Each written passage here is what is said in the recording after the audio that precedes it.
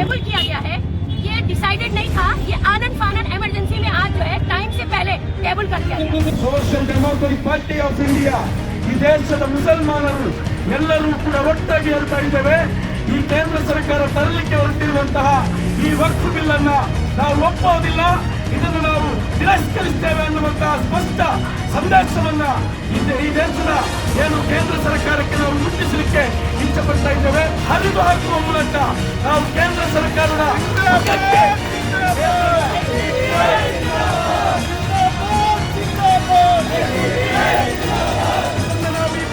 ತರಲಿಕ್ಕೆ ಹೊರಟಿರುವಂತಹ ಕೇಂದ್ರ ಸರ್ಕಾರದ ಮೋದಿ ಸರ್ಕಾರದ ಮುಖಕ್ಕೆ ಇದನ್ನು ನಾವು ಹೆಸರಿಡ್ತಾ ಇದ್ದೇವೆ. Social democratic party of India ಈ ಬಿಲ್ಲನ್ನು ಹರಿಯುವ ಮುಖಾಂತರ ಈ ಬಿಲ್ಲನ್ನು ಅಮಿತ್ ಶಾ ನರೇಂದ್ರ ಮೋದಿ ಅವರ ಮಠಕ್ಕೆ ಒಗಿತ್ತೇವೆ ಅಂತೇಳಿ ನಾನು ಹೇಳ್ತೇನೆ.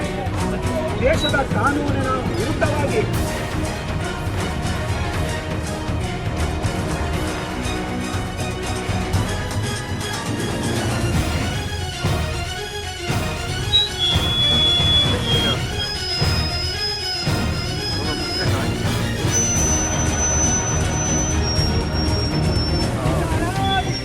बीजेपी सरकार के ಕಾಂಟ್ಯಾಕ್ಟ್ ನಂಬರ್ म्हणजे सेंटर होईल मला विचारू.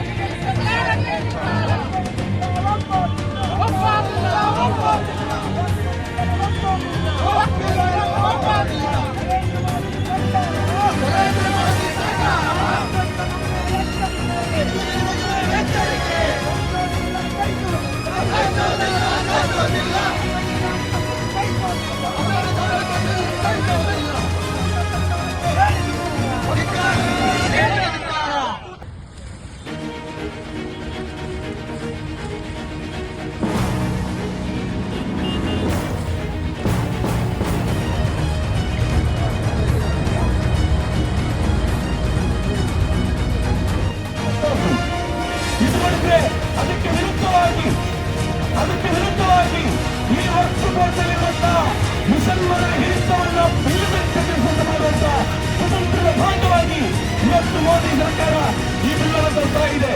एक धक्का और दो, मोदी सरकार को गिरा दो, एक धक्का और दो, तानाशाही को गिरा दो, एक धक्का और दो, वक्फ को बचा लो, एक धक्का और दो, संविधान को बचा लो, देश बचाओ, बीजेपी हटाओ, देश बचाओ। पार्टी ऑफ इंडिया की जानिब से वक्फ की जो बड़ी बिल जो आज पार्लियामेंट के अंदर प्रेजेंट की गई,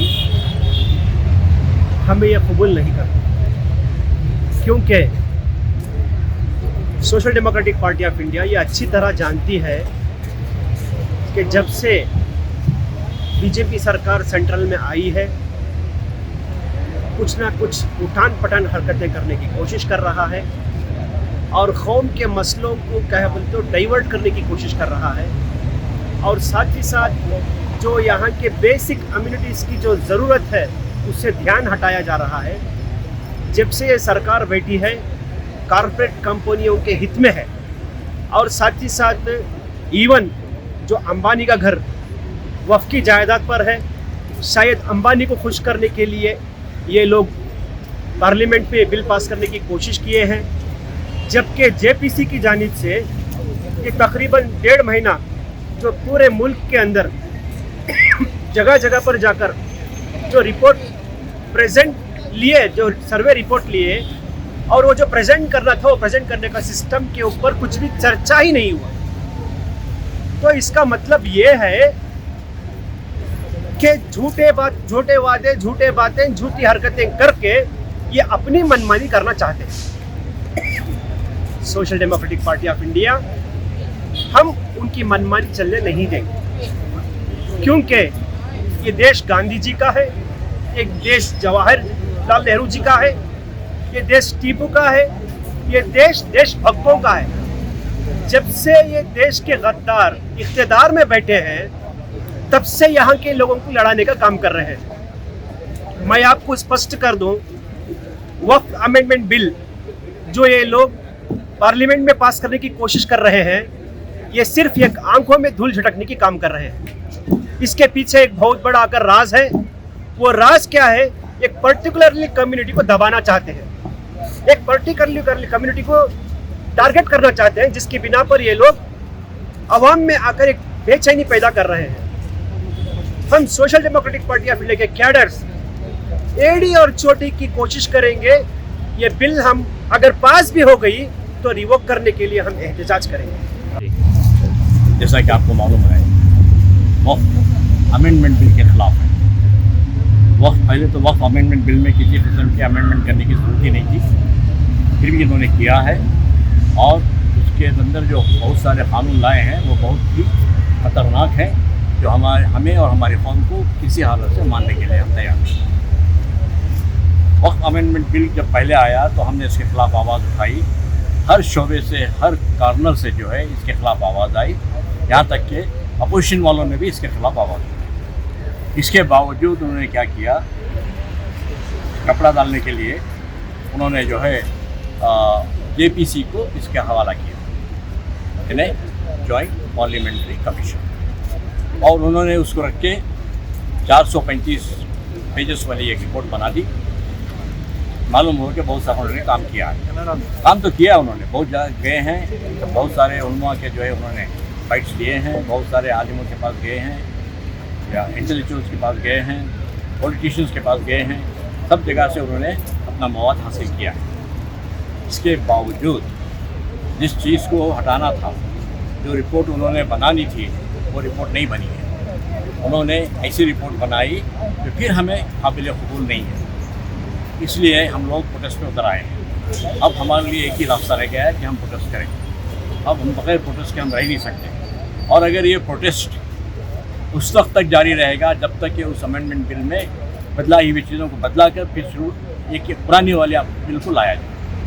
पुरानी बिल हमारे लिए सही है, हम उसी पर चल रहे थे इतने साल, बेकार था हमें उन्होंने इसके खिलाफ उठाने के लिए रास्ता बना दिया। अगर ये समझते हैं कि हम खामोश रह जाएंगे तो वो गलत समझते हैं, गलत सोचते हैं वो।